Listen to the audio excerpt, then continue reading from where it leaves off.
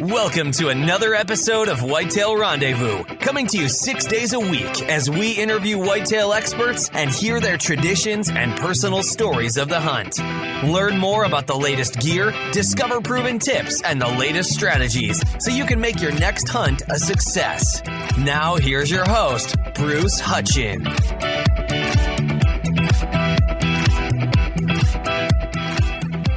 This is Whitetail Rendezvous Podcast, episode number 294. Welcome to another episode of Whitetail Rendezvous. This is your host, Bruce Hutchin, and we're hunting to the tri-state area in the Big Buck Triangle. Where is that? Well, that's in Kentucky, Ohio, and Indiana, outside of Cincinnati. We're going to visit with Ryan McNicholas, and Ryan has just done a wonderful job DIY hunting down that area. He doesn't hunt from a tree stand a lot, guys, because he has kids with him. He just loves taking kids in the outdoors, and he's a passionate guy. So sit back, relax, and Ryan, hey, thanks for your service, sir. Hey, listeners, don't forget to text 33444 Food Plot for your free Food Plot ebook.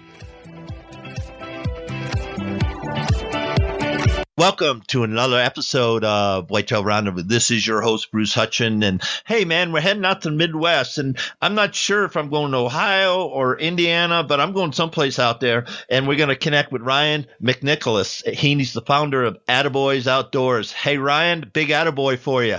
Hey, Bruce, how you doing, buddy? Thanks. Hey, appreciate you having me on the show. Yeah, I appreciate it. My wife doesn't, because she said, man, you got to help me get ready for Thanksgiving. I said, I got to do a show.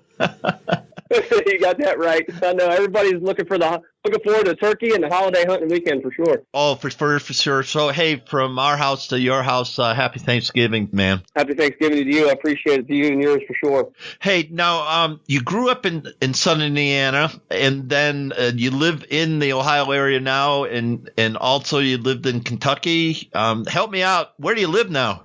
Yeah, it's kind of funny out here in the tri-state area of Ohio, Indiana, Kentucky. I'm in the outskirts of Cincinnati and real close to the Indiana and Ohio, Kentucky line right here. After 2002, I got out of the Air Force. My brother passed away, and just kind of growing up in southeastern Indiana and all kinds of buddies that way. Most of my family lived here in Ohio and right here on the line. So kind of wound up over here. Kind of funny, you know, that you think you're going to be somewhere else and wound up right back where everything started. Yeah, that's for sure. And in the warm up, we were talking about how your season went. So let's start off the show and tell people, you know, what you and your crew saw, your boys saw, or what you put down, and just kind of walk us through some of your hunts this fall. Yeah, well, usually every year, you know, preparation with a lot of immediate buddies on the team that you know, eat, sleep, and breathe everything when it comes to preparation for whitetails here in the Midwest and hunting 3 states, whether you spend the money paying the non-resident tags or preparation for the next year. But we always kick off the season in Kentucky. We call it Labor Deer Weekend, and that's what kicks off the archery season in Kentucky. And so we're usually after a couple velvet bucks out there. I've been out there for about 4 or 5 years, and a good buddy of mine was able to harvest one in velvet a few years ago. So we always start our season off a month before Indiana and Ohio in Kentucky, and it's you talk about whether it's the heat or some of the drought years, and you know you're in base layers only or wearing a t-shirt out there bow hunting. It's pretty comical, you know, out there hunting water sources and alfalfa or green beans. You know, it's kind of It sets the year for sure to get started. And then obviously leading up to Ohio, around the first day of fall, into September here in Ohio, Indiana kicks off, and it's been a good year. We have seen some good bucks down in Kentucky early, especially during the springtime turkey hunting. A few of our guys was able to harvest some good birds this year, and then let's see, here in Ohio, there's been several. Me personally, there's a couple different Ohio lottery hunts that I was able to get in here in up in central Ohio. With all the private land I hunt around Ohio and Indiana, it's you talk about spreading the tables wide open and trying to, you know, if I did it for a living, I'd have plenty of places to do it. You know what I mean? But really trying to capitalize on a couple other bucks we've been after. But really, it's all about getting the kids out there. I've been trying to get my oldest son, who's 12 now. He's shot a couple does and a turkey, and trying to get him his first buck. We've had an awesome pre-rut here in Ohio. He was able to shoot a real nice 7-pointer, and wound up not finding it. I got a blood tracking bloodhound, and I just don't think we hit him good enough. It's one of them things where, I mean, it happens. Maybe we'll find him shed season or here. I don't know. I just don't think it was everything looked great. As far as filming wise, both my cameras ran out of SD memory card right at the shot. Kind of a coincidence there. Rattled them in from like 150 yards to 15 yards broadside with a crossbow. It was kind of it was a bummer, but we've been grinding. A lot of my immediate team guys and good friends and family. Everybody, some of the guys that's never even shot a buck yet this year or ever with a compound bow have been capitalized on their season this year, whether they've been out a couple times or not. It's been more of to me, I think it's more been like a classic swing rut. Everything's been just kind of going real smooth all across the board. Everything's taking its sweet time, even though the weather's been weird. That's part of Ohio down here. It could be 75 degrees and then be 30 that night. So it really plays a part, and you just kind of get out there and make the best of it. So let's talk about Indiana. Yeah. What's the best buck you took this year, and let's tell a story about it. Yeah, this year, besides working with my dad and my son to get him his first one, I had both my boys with me. See, this was last week. My birthday was on the 14th, and the very next day, the 15th here, I shot and missed at a buck because this year is the first year for rifle season in Indiana, and I wound up buying that non-resident tag as well on a new spot. And this buck was injured. He was limping real bad. He was a pretty good caliber rack buck. And I wound up missing him. And I was like, well, I'll go ahead. And the boys were getting ready to get off the school bus. Let's go home, regroup, and go out, get in the woods and grab a crossbow. Let's go sit down. Well, they wanted to go back to Indiana. So we all went up to Indiana. It turned into a 5-minute, 6-minute hunt. We got out of the truck and walked down the trail. It was a walk-in situation. There's been a lot more midday movement here, I think, recently. And we were walking in, and I caught a glimpse of a head turn. I was like, boys, get down. There's a buck right there. And he was able to step out, trying to get my 6-year-old, my 12-year-old to turn the cameras on or get ready. And it was pretty comical, hunting with the kids. And they was able to witness that harvest and was able to put a good shot on him. It was about 65 yards with a shotgun. I didn't have a rifle. And it was just that was one of 2 bucks this year. I wish somebody would have bought me my Indiana lifetime license growing up in Indiana for 15 years because this year is the first time ever you can harvest 2 bucks in 3 counties here in southeastern Indiana because of the bovine tuberculosis disease supposedly going on. So that being said, they're trying to harvest 2.5-year-old bucks and up, roamers that might carry the disease, whatnot. They're taking the lymph nodes out and sending them to Purdue to get tested, so on and so forth. But so we're sitting on an extra buck tag now for Indiana, getting ready to come into Ohio gun this coming Monday here after the Thanksgiving weekend. And a couple other good buddies, their sons harvested some good deer here for the Ohio youth season we just had this past weekend. And it's been a pretty exciting year so far with the kids. And, it's always going to be a crazy year. But spreading the tables out, within 3 states, it gets crazy real fast. So it's now, how do you do definitely that? Definitely humbling you. Yeah, how do you organize that? Because there's got to be a lot of our listeners, as you know, we're big throughout North America, but we got a lot of guys in Kentucky. I mean, Cobb Sanders is down in Sadieville, Kentucky, a good friend of ours from Trees, and a lot of his guys were up, right through your country, and they talk about hunting multiple states. Now, I, in the past, hunted multiple states out west, but the best I've ever done is, I think, Minnesota, Iowa, and Wisconsin in 1 year, because there's so many places to hunt, and it takes some doggone much time to get it to find where the deer are. It doesn't take long to hunt them. You just proved it. You parked the car, you walked down the trail, there was a deer, you shot it. How big was that deer you shot in Indiana anyway?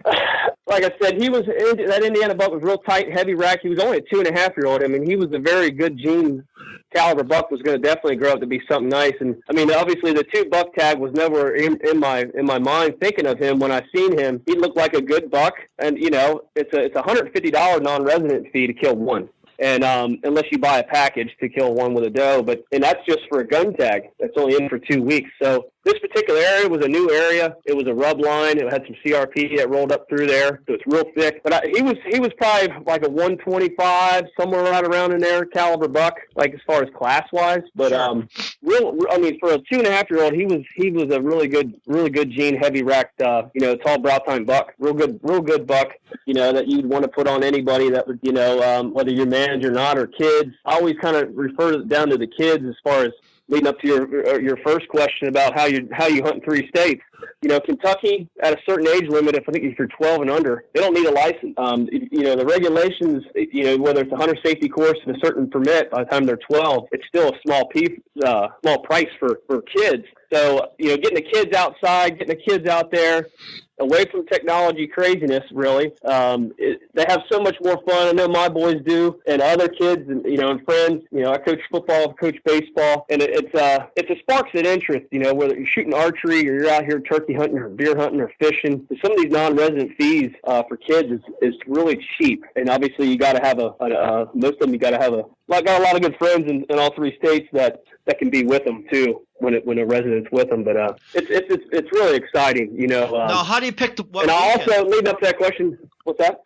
I'm saying, how do you pick what weekend? Because most of us, especially me, I like to hunt the pre-rut when they're seeking and they're chasing, and I love to hunt those days. They're really not weeks, they're days, and so it's really hard to get from here to here. To get from farm to farm, yet you're living in a place you could really do a 3-day hunt in 3 different states, get 9 days of hunting, and have the opportunity to get mature deer. Forget about the score, just mature bucks, plus take kids out or other people out and have some tremendous filming. That's what I'm thinking. That's where I'm going with this, and I'm trying to figure out, how a guy could really dial it in, and you really have some super action, and right where you are, because there's great bucks on there, no question about it. There's immense bucks in Kentucky, in Indiana, in Ohio, no question about the bucks that are coming out of there.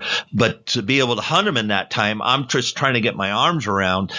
How could you really figure it out so you get 3 days hunting, in 3 separate states, and hit that seeking or the chasing phase? So that's the question, right? Yeah, sure. And to answer that, right here, I can be in Indiana or Kentucky in 5-10 minutes as far as on the state line. So some of them you can take the ferry across and be across the Ohio River here real quick. And other drives are about 45 minutes. So coming up late, and the kids to get off the school bus, or obviously lead up to holiday weekends, or they've been off all week for Thanksgiving, you kind of hit or miss here after the sports or whatnot is kind of what I do. Waiting on that school bus to come home, or get a few things done at homework. We're hitting the woods here at the house, because where I particularly live, there's a lot of big county parks around here that are 1,000 acres. And some of these lottery hunts that you get in, it's really beneficial hunting here. In the river bottoms, right here at the house, I own a little bit of acreage, and it leads up to some other good acreage. It's like a natural funnel. I'd have to also say, looking at these back to technology a little bit in the positive ways, that much more is these area view maps in these county parks, and some places obviously knocking on doors or word of mouth, getting in with local people, and obviously these lottery hunts where you can say, hey, it's kind of like suburbia / country settings over this way, and it just gets that much more country as you get across the lines. That's kind of how I do it. You know what I mean?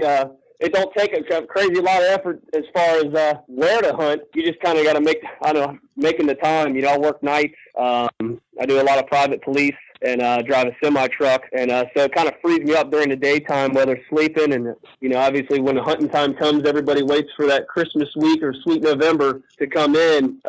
You got to get, like anything else, you can't kill them on the couch. You got to get in the woods. Get in the woods. The magic's going to happen. Oh, that's sure. Now, when is the rut down in your area? If you had to put a start and an end, of the rut, when typically is that rut year after year? I'll tell you what, having a birthday around November 14th, is, first week of November, second week of November. I'd have to say, to me personally, everybody waits for that Halloween weekend to kick it off, depending on temperatures or whatnot. Like you said, the pre-rut. I love the pre-rut, everything leading up a couple weeks before Halloween. They're really hitting scrapes to me. They're really coming out. You see your cameras, or some of these big bucks are coming out right before dark, giving you some opportunities as they kind of roam their core area. But as far as the rut, hardcore rut around here, to me, I'd have to say the second weekend on of November and on. I mean, in Ohio particularly, I hunt several different counties in Ohio and a lot of family farms, and down in Highland County, my cousin's farm, I mean, it'd be late muzzleloader, and it'd still be second rut action going on. I've seen 160 up bucks following young does up fence lines, and it'd be muzzleloader weekend. Not a care in the world. Like, you'd be driving down the highway, there's a buck out in the field with a bedded doe locked down. I see that here in Ohio during muzzleloader still. If you want to call it a second rut, that's whatever. So it's a lot of the magic still lingers in the air. You might as well say all of November, and if you've even seen some hardcore chases the first week of December off some of these river bottoms. It seems like these younger does, like anything else, they come into estrus, whether a teenager or not, and it could be really exciting if you're still hitting it hard, weather permitting and whatnot, and sticking to the guns and strapping your boots on and still getting out in the field. You're still going to be exciting times, even in some of these county parks that are heavily foot traffic or pressured. A lot of them are used to it, whether it's quad trails or walking trails. They know where to stay away from. They're still going to be coming through. I've never hunted out west. I'm sure there's a lot of different scenarios. I know up in central Ohio, some of the deer seems like they are a lot more skittish. It's kind of, I don't know. That's kind of my take for on the rut seasons around here, and at least northern Kentucky and in southeastern, Indiana and Ohio here. So where does your hunting tradition come from? Well, growing up in Indiana, it was some friends of my mother's, and most of my family on my dad's side that were big time into rabbit hunting. I mean, big time. They'd have trained dogs, prize winning dogs on beagles. And some of them were even into big time coon hunting. So, that was on my dad's side. And then growing up with buddies and just really transforming it from there. Fishing, my dad was a big time fisherman and still is. And so being in the outdoors, started from a really young age, shooting a bow, 8, 9, 10 years old, shooting 3D. And then just, obviously finding the passion and then hanging out with groups of guys that love to do it that much more, and just kind of transformed it from there. And obviously after I had kids, just passing it down, is kind of what I'm doing with Attaboyz Outdoorz. Kind of grew up with the name. Got a lot of good immediate buddies and close tight buddies that see it the same way, and just kind of it was a terminology that I, just kind of created to keep going. Whether it's girls, Attaboyz, team Attagirls, team Attaboyz, everybody's having kids, and we're bringing them up and passing it down, that heritage and conservation, wildlife management, and everything else in between. Get the kids outside. Where can somebody said, hey, I got to get hold of this guy. He's just off the charts, and I'm sitting here just smiling with somebody. You got jobs and you got kids and everything else, but man, you're just off the charts with energy, and you're excited about the outdoors. So if somebody wants to reach out to you, how do they do that, Ryan?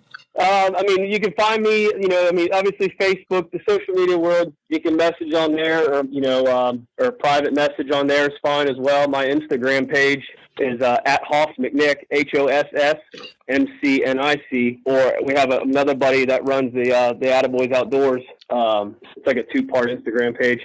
Other than that, locally, there's a lot of people in the industry, even in the outdoor industry, that are mainstream that live around here too. It seems like over here in the Midwest, once you start really kind of reaching out or just kind of doing your own thing with it, you see a lot more people that are that much more, conservationist about everything in a nutshell of being in the outdoors. But I would say that's probably the easiest way to find me is probably Facebook Messenger, or my private page too as well.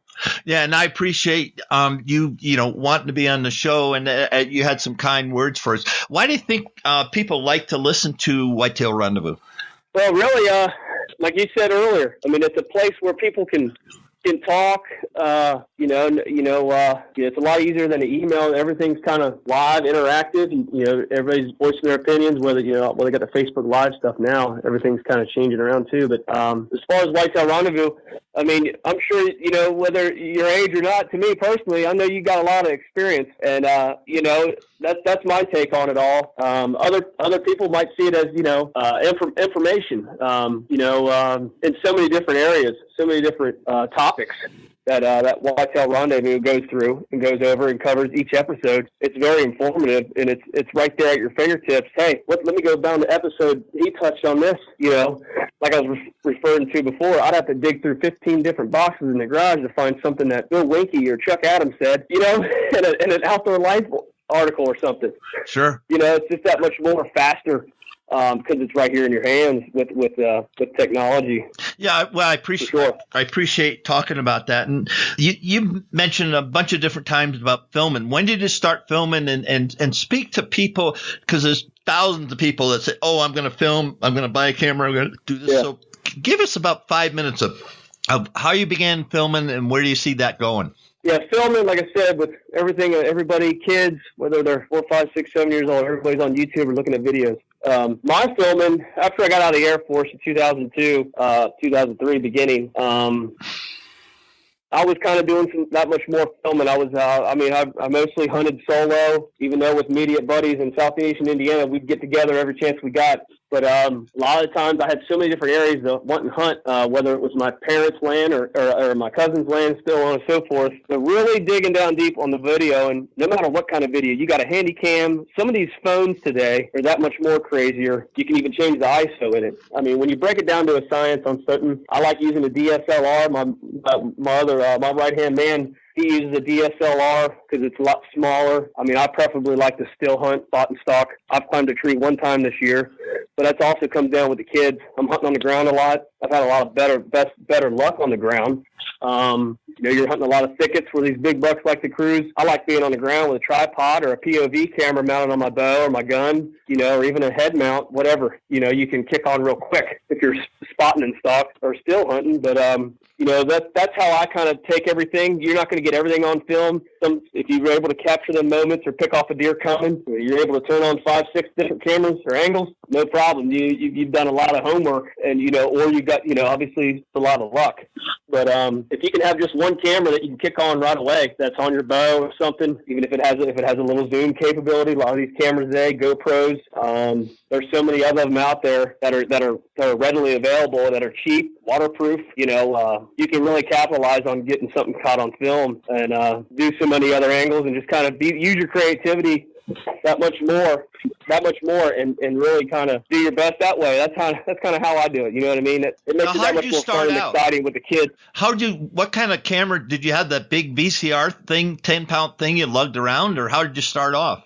Yeah, there was a time I had one of them big ones with the VCR tapes, and that got to, you know, whether you're packing a climber in and you're packing a camera in, or you're carrying a decoy and a bow, it gets a little aggravating. But you know, obviously around 2003, around that time when I started, a lot of these little compact cameras with the 8mm digital tapes came out with a real big zoom, and I still have one of them today. It's an 8mm digital tape. It's not an SD card, but you know, with technology changing, there's so much stuff you can do with the micro SD cards. But that's how I started out. I started out with an 8mm digital tape, and I think it was like a Samsung or something. Might have been a Nikon. I can't remember. But you know, packing them around, whether it's a big tree arm or camera arm, it gets a little tricky when you're in the tree with, you know, and having all this stuff, get it readily available. That's why I think the POV cameras, they're that much more to go to. Some of them got a zoom capabilities. You can really easily mount them to your bow or your gun, and then mount another one in a different angle on you if you want to. I mean, if you're going to give advice to somebody, you know, just starting out, you know, money wise and equipment wise, what would you tell them to get set up for their first setup and just see where that's going to take them?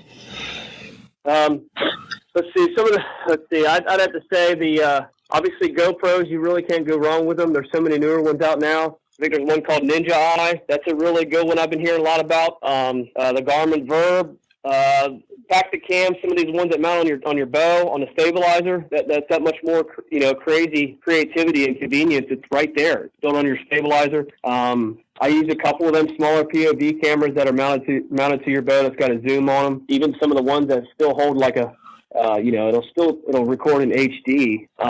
You're going to be more beneficial that way, because it seems like anytime you want to post it, whether it's on Vimeo or if you want to post your video to YouTube, there's different settings where you can change your the quality after it's even filmed.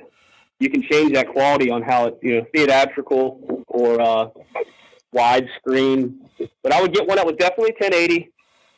You're coming in hot with the HD. You're fine. And a lot of them do it nowadays. There's so many of them that are smaller that do it, that are waterproof. I mean, as far as budget-wise, I'd say under $400, you got you a nice POV camera. Some of them got the zoom, some of them don't. I run a Nikon DSLR camera that does a really good different zoom, and I also have a Fuji that it'll zoom all the way out to like 500-600 millimeters. Wow. Full clear, fine. It'll go from 24 millimeters to 600. But, I mean, it'll take two DSLRs to do what that little Fuji will do, and it still have really good quality. You can upload it anywhere: Vimeo, YouTube, Instagram, Facebook, without obviously downgrading it too much. Facebook kind of downgrades certain stuff, but megapixel wise. But I'd say under $400, you get you a good POV camera. Somewhere right around that range, you can find some good DSLR cameras that'd be just as fine. I like using a tripod. Like I said, I like being on the ground a lot. Why don't you stop there right now, Ryan? Because you said that a number of times, and I've got some people, I'm getting older, so hang-on stands are completely off, climbers are completely out. It's going to be a two-man stand. I won't go up on a one-man ladder stand, and so I'm going to ground blinds, but they get clunky. They're quiet to set up, but it's just they're too big for me just to carry in, and I DIY hunt. I don't, I hunt, and we all hunt together, but I hunt myself, and I don't typically leave blinds up all the time one place because the wind might change, so I'm not going to have 10 blinds. Yeah. So talk to me about do you use ghillie suits? Or you just, what kind of camo? Ferret that out a little bit for me. Okay. Speaking of ghillie suits, I do own a ghillie suit, and I use it every now and then, a lot of the upper dress wear of it. But, mossy oak, I've kind of been mossy oak bone. It's not really against about any other camo pattern. Just always stuck with the roots on certain things, and just grew up with a pattern that, was a 3X, and I was a small, and finally a couple shirts I just now kind of grew into, But, so I kind of stuck with that pattern. I mean, there's so many patterns out there that'll get the job done. Anything that I think to me has obviously UV, wash it in UV, the certain colors or whatever that deer can see, get them UV brighteners out of there, wash your clothes correctively, where you look like you're glowing like Casper the Friendly Ghost out there in the woods. I think you'll be fine with any pattern. I mean, I've had a lot of good luck off of just a gray sweatshirt. It sounds crazy, but look at all the trees that are gray, skyline, everything's gray, stuff that's got a lot of lines in it, whether you put lines on it or not. A gray hooded sweatshirt, to me, will get the job done. As far as sitting on the ground or blinds, like I said, being that much more mobile, a lot of it comes down with the kids. I mean, I got hunter safety, full body harnesses for the kids, too, on certain stands. I'm mostly a climber guy. I like to climb. But a lot of times here the past couple of years, I've been on the ground a lot much more. And just, whether you're a walk-in or a walk-out, seems like most, whether it's most guys that are leaving because it's lunchtime and they're hungry, you're seeing the deer when you're on the ground. I'd rather be on the ground or stay put, be able to move around and try to capitalize on something that way, whether you put a spot and stalk on something or get down in the creek and kind of make your approach that way, wait for them to come your way. Now, how do you decide where you're going to set up? Now, you walk into a place, you might have scouted it, you might have not. Let's just say, okay, you're at the family's farm, so you know it real well. How do you decide where you're going to sit on the ground? Well, to me, I'd have to say your access. How are you going to get into the area? Obviously, your wind direction is a big part of it. Obviously spray down, or there's other techniques you can use, whether you smell like campfire. If there's a campfire, a lot of me and my buddies, we'll smoke out. We'll smell like campfire. There's a lot of places you hunt, everybody's burning leaves or burning campfire. Well, deer are usually used to it. Whatever your kind of techniques are, go with it from that. But my approach would be, it's an area of farm I'm at, say, hey, this is what the wind's doing right now, whether it's 2 mile an hour or 10 mile an hour. I want to come in from this way. I want to come in from, okay, we got a typical west. I'm coming in from the east. I'm coming in that way. I'll have the wind somewhat at my face, but at a crosswind if I think a deer. Because if the wind's good for you, it's probably not going to be good for the deer. So you kind of got to hunt like crosswinds, where he can still smell or the deer can still smell. Obviously, that's their number one sense for survival is smell, as long as they can kind of smell a little bit, try to capitalize on your approach coming in at a certain crosswind. If you can on your access into your hunting area. That's kind of how I would do it, whether it's a pinch point or a funnel. If there's an area that I know the wind ain't right, and whether they came that way in the morning or come back through there in the evening or both, they're in the rut, they're running around everywhere. You still got to kind of play that wind on your approach in and out, where you're not alerting, your regular resident does and getting pushed out, because obviously wherever the does are, that's where the bucks are going to be during the rut. That's kind of how I approach myself. Well, thanks. Really off the wood.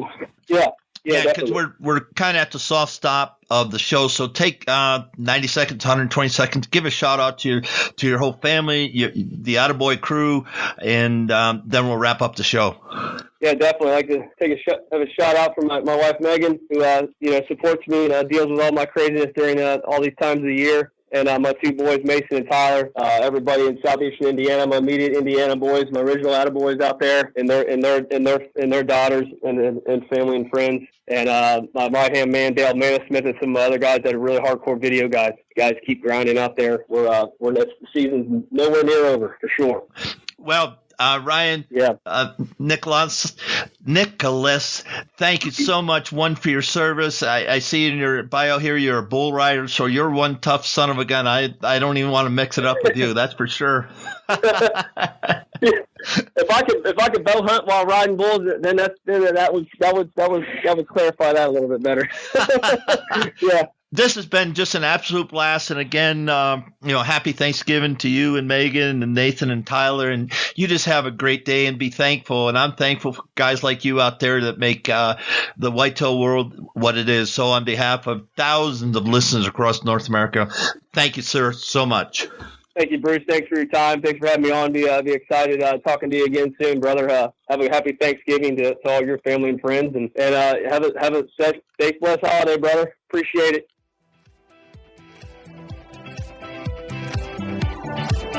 Hey, folks, it's the holiday season, and Christmas is coming up in a few weeks, and we've got some great episodes coming up, and I'm especially excited to introduce you to Ryan Turvold. He lives in Colorado, but he spent over 30 years in Iowa, and he knows Iowa whitetail hunting, and he's got some really great tips and techniques of hunting some of the sections out there in the ag country in Iowa where, there's just little ditches and creeks and not a lot of timber.